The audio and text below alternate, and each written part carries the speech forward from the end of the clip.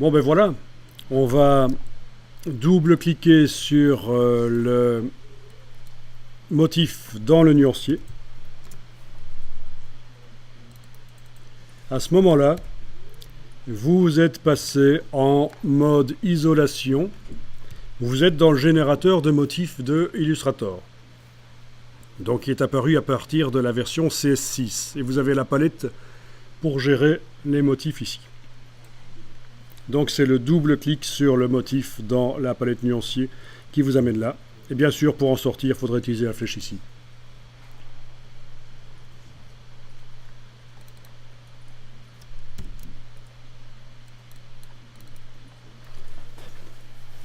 OK.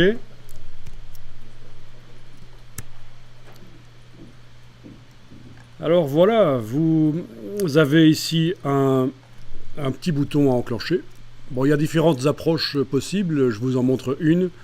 L'outil mosaïque de motifs, voilà, on l'enclenche. À ce moment-là, vous avez un cadre qui apparaît, et le cadre, vous pouvez l'agrandir. Et comme ça met de l'espace entre les répétitions du motif. Si vous faites le cadre plus petit, ils vont commencer à s'empiler les uns sur les autres.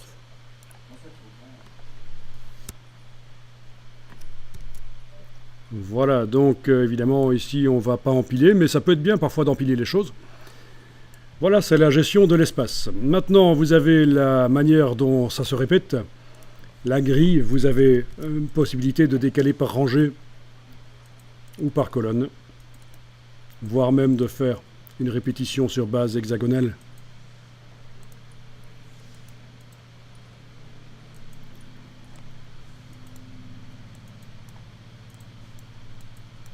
Et donc c'est un motif.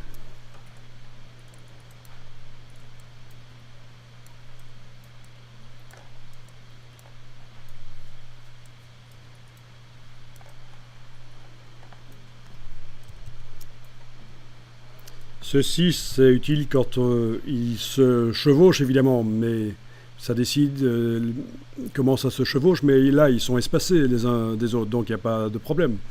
Le nombre de copies ici, c'est juste pour décider comment vous voyez les choses quand vous êtes en train de créer le motif. Est-ce que vous n'en voyez qu'un, copie 1 x 1 bah, c'est pas très pratique pour voir les espacements entre les répétitions de l'ours. Donc 3 x 3 ou 5 x 5, 9 x 9. Ça n'a aucune importance, c'est juste combien de répétitions apparaissent pendant que vous êtes en train de modifier ça.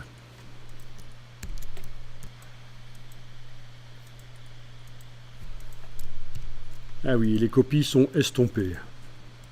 Ce qui n'est pas très utile non plus, on peut décocher ça.